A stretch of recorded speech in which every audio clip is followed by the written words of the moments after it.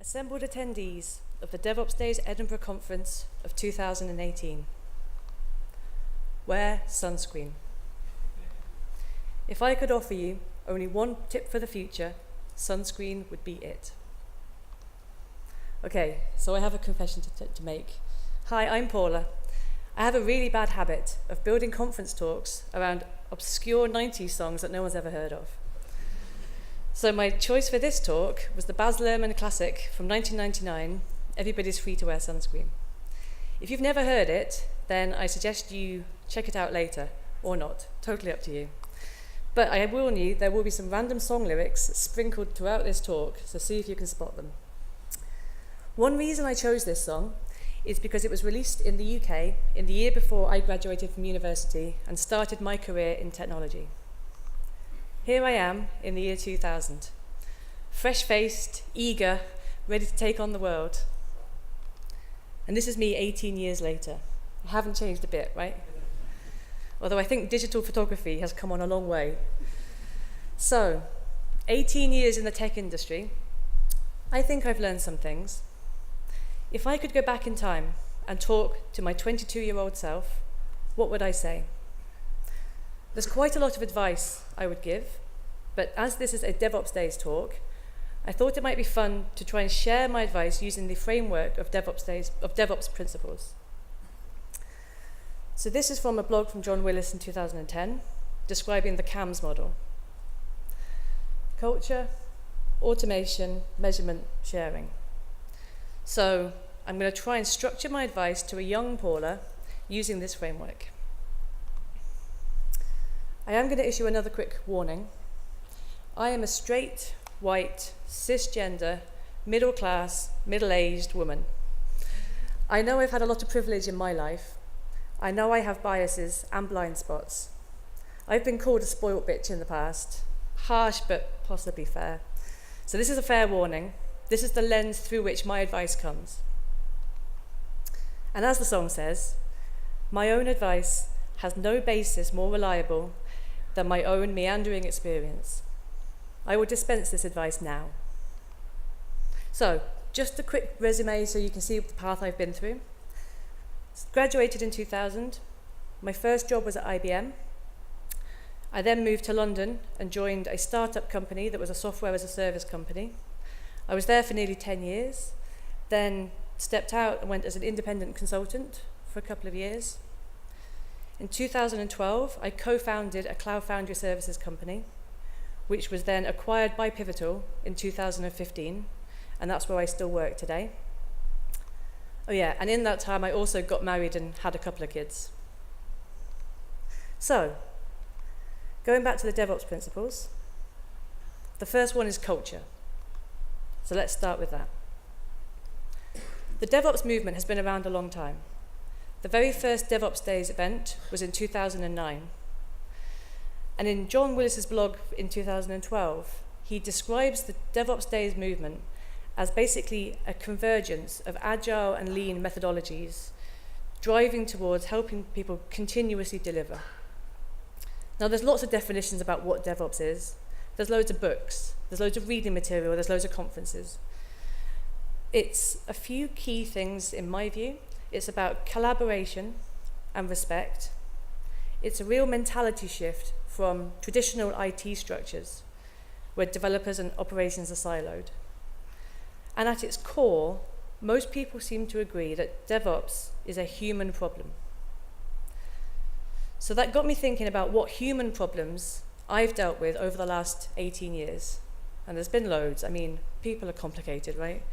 But I tried to boil it down to just a few. One of the top lessons I've learned is to be kind. Where I work at Pivotal is one of our core company values, and for me it's the most important one. It's really easy to be frustrated when things aren't going your way. It's tough when you're having a bad day, someone makes a mistake, or they don't do the thing that you need them to do. It's easy to lash out. But there's enough bad things happening in the world right now. We don't need to be one of them. So being kind is something simple that we can all aspire to be. Having empathy. Most people aren't evil. Most people aren't trying to do bad things. Most people are trying to do good things. So if you're frustrated with an interaction with someone, try to put yourself in their shoes. Try to think, where are they coming from? Why are they acting that way? Try to understand from their perspective, and it will make your interactions easier. And listen to others. You don't always have to agree with other people, but you should listen. Try to listen to different voices, different viewpoints, so that they can challenge you and make you think about your own beliefs. Try and listen for the quiet voices, those people that don't speak up in meetings. Try to ask them what they're thinking and listen for those insights that you might not normally get. As well as being kind to others, you also need to be kind to yourself. Work-life balance is really important. I regularly have the working mother's guilt. If I'm at work, I feel like I'm neglecting my children. If I'm with my children, I feel like I'm letting down my team or I'm not working hard enough. And it's an ongoing struggle that I deal with every day.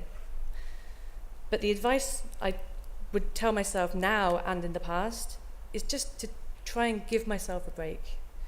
Just do your best. Sometimes you spend more time with the children, sometimes I spend more time at work, but just trying to balance things out is the best advice I would give myself. Self-care is also vital, physical health and mental health. Burnout is a real thing. There's lots of examples of material about symptoms. It's a real thing. For me personally, last year I turned 40, and I struggled with that because it turns out midlife crisis is also a real thing. But the advice I would give to others and to myself is find someone to talk to. It could be a friend, it could be a colleague, it could be a family member, it could be a therapist. Just having someone to talk to, being able to kind of express yourself is a really valuable thing to have. And as the song says, do one thing every day that scares you. Maybe give yourself a challenge. Find something that's different and gives you some joy. So, that's the culture part. Let's move on. A is for automation. So in the DevOps framework, there's lots of recommendations and tools about helping companies automate. The main aims really are go faster, increase self-service, so you're not waiting for tickets or other people to do things, which is all driving towards being able to deploy software more frequently. So when I think about what makes me go faster, a real key component of that is other people. The saying, the sum of the parts is greater than the whole, is so true. I can do things faster and better when I'm working with other people. If I start a new project or a new task, my first thought is always, who knows about this thing already? Who can I ask about it? What's been done before? And what can I reuse? I recently got appointed a leadership coach called Malcolm. He's very lovely. He's been helping me think about my career. Now, one piece of advice that Malcolm gave me was to think about my networks inside my company and outside of the company, which is something I really wish I had done more of in my career. Now, I know it's hard meeting new people, especially if you're an introvert, but things like going to meetups, talking at conferences, reaching out to somebody in your company that's not in your team, maybe reaching out to somebody in marketing or finance and inviting them for a coffee. By reaching out to different people, meeting new people, and growing your internal and external network, it gives you different perspectives. It might help you solve a problem in a way that you would never have thought of if you hadn't seen how someone else solves it from someone completely different to you. Another thing that actually helps you scale and go faster, particularly when you're a manager, is to delegate. Now, this is something I struggle with. I am a massive control freak. But it's something I've been practicing and trying to get better at, because the only way you can scale your actual activity when you have your team is to just delegate. Trust your team and delegate. So on the self-service thought, for me this is about believing in yourself, not always relying on other people. You're in control of your own career. No one else is. So believe in yourself. This is something I have struggled with in the past. You need to have courage, even when things are scary or if you have doubts. Imposter syndrome, another one of those buzzwords, but is actually a real thing. I personally suffer from it all the time. I've had to ban myself from describing myself as non-technical, because I used to do that all the time. And that just increased my self-doubt whenever I walked into a conversation. So now I try to remind myself that I deserve to be in the technical conversations, and I make myself ask the dumb questions, because why not? One of the greatest pieces of advice I heard at a conference was that you should act like a scientist, not an expert. Nobody is an expert in everything. And nobody can always predict the exact right decisions to make in every situation. When you can act like a scientist, what you can do is come up with a hypothesis, think of a low-risk experiment that you can try, understand what your success criteria are going to be, and then validate it. And by doing this over and over again, you can make progress incrementally at low risk. And it allows you to have courage to keep trying small things and to keep getting further and further without that fear of you're going to try a thing and everything is going to blow up.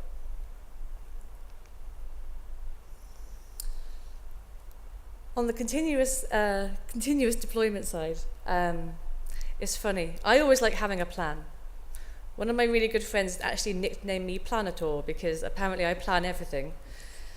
But for me, I think it's good to have goals and have a purpose. You don't have to know everything. You don't have to have your career path set out for the next 20 years.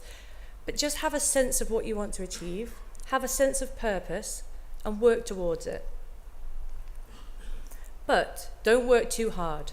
I mentioned burnout already. Sometimes you have to work long hours. Sometimes you have to ship a release. You have to get a feature out. Sometimes you might be on call, and you've got a pager and you're dealing with a high severity issue all throughout the night. That's fine. These things happen. But you can't work at that crazy pace forever. You need to work at a sustainable pace. Another song lyric, floss. Now, I don't think this is what Baz Luhrmann meant in his song, but as soon as I was listening to it and I heard him say floss, it instantly made me think of the floss dance. So this is my 9-year-old son flossing in his Fortnite Skull Trooper Halloween costume last night. I just had to put it in there. So, moving on. Measurement. So, in the DevOps principles, basically, measure everything, measure often. It's the only way to improve. When it comes to thinking about career measurement, there's a couple of things I've been thinking about. So, there are many ways to measure your career success. Job title, salary, amount of stocks and bonus that you get, your team size, your mean time to promotion, your Twitter following, the number of talks you get accepted at conferences. These are all measures that you might think about. They're certainly all things that I've thought about at various points in the last 18 years. And I think different things are important to different people and also at different times. So when I first started in tech, I was very ambitious. I wanted to rise up that corporate ladder as quickly as possible. But after I spent 2 years at IBM, it turned out I didn't really like that big enterprise culture and the politics. And so I left and I went to a much smaller startup company. Then when I had my children, it turned out I couldn't keep up with the demands of that small startup because it was so fast-paced and demanding. So I stepped back and I did a couple of years of consulting. So that's the choices that I've made over time. Would I do anything differently? One thing I've never done, I've never negotiated on pay. Even though I know I've spent time in my career being paid less than others in my organization for the same work. I've never threatened to quit. I've never asked for more. I've always just smiled and been grateful for what I've been given. One thing that we seem to be hearing a lot more about these days is pay equality. At least in my company in Pivotal, it's something that we're talking about a lot. Pay transparency, pay equality. And I think that's fantastic. I think it's really, really important. If you're like me and you are reluctant to kind of ask for what you think you're worth, then knowing that in the tech industry it's something that others are thinking about, I think is really good. There are definitely still problems, but it feels to me now that it's less taboo to talk about it. I have another bad habit. It's all coming out today. I have another bad habit that I am that person that always is willing to take on the extra work. I always volunteer for stuff. I'll always go the extra mile because I want to be helpful. It makes me happy to please other people. But one thing I've never done is really push back and question the value of the work I've been given. Now, it's great to be that person who's flexible, but if I could go back and warn myself, I would suggest that maybe it's just worth questioning the value of the work people are asking you to do. Are people taking advantage of my good nature? One other thing I would think about, I've spent parts of my career where I have shown up, kept my head down, and got on with my work, and I've not looked around at the broader picture. It's so important to understand your role and how you fit in. Even if you're not in the boardroom, you should have an understanding of your company mission statement. What does your company stand for? What problems is your company trying to solve? I was recently involved in a tech ethics conference in London, and we had some really interesting discussions about developers taking an ethical stand on the code that they write. So something to think about. Do you know what your work is being used for? Do you agree with it? If not, what would you do about it? So having a view of a broader picture outside of your own little bubble is something that I would definitely recommend. So, aside from all of those traditional career metrics, there's some personal metrics that I try to consider. For example, how many people have I helped today? Have I helped customers? Have I helped colleagues? Have I helped other people in other teams? How many people have I thanked today? Saying thank you can have such an impact on the other person. It can make them feel seen. It can make them feel valued, which is so important. How many people have I given a shout out to? If you see someone doing some great work, point it out. We all need more positivity, and this is a great way to recognize your colleagues. It doesn't just have to be about work. If you see someone being kind, recognize that. If you see someone helping someone else, point it out. But as the song says, sometimes you're ahead, sometimes you're behind. The race is long, and in the end, it's only with yourself. It's a really great song. So, the last one now. S is for sharing. In DevOps principles, sharing is largely about seeking feedback, sharing your success stories, and then seeking to continuously improve. Now, this is me. I've always been scared of asking for feedback. I've kind of worked on that principle that no news is good news. If no one tells me anything, then everything must be fine. But over the last few years, I've learned that this approach is not healthy. It's a hard thing to give feedback and to receive it, but it's the only way that you can learn and improve. You need to ask for feedback. Then you need to listen carefully to the feedback that you're getting. Try to understand what's good, what's bad, and then try and change. Try to do more of the good and less of the bad. That's how you personally can continuously improve. So sharing success stories, this is one that is actually slightly uncomfortable for me, because then I worry that people think I'm showing off. But in your career, you have to celebrate the successes that you have. It's so easy to focus on all the negative things, all the things that went wrong, all the severity 1 issues that made everything blow up. We have to also try to celebrate our successes. Success could be delivering a great feature or a great project. It could be that you received a fantastic review from a customer or some great feedback from one of your colleagues.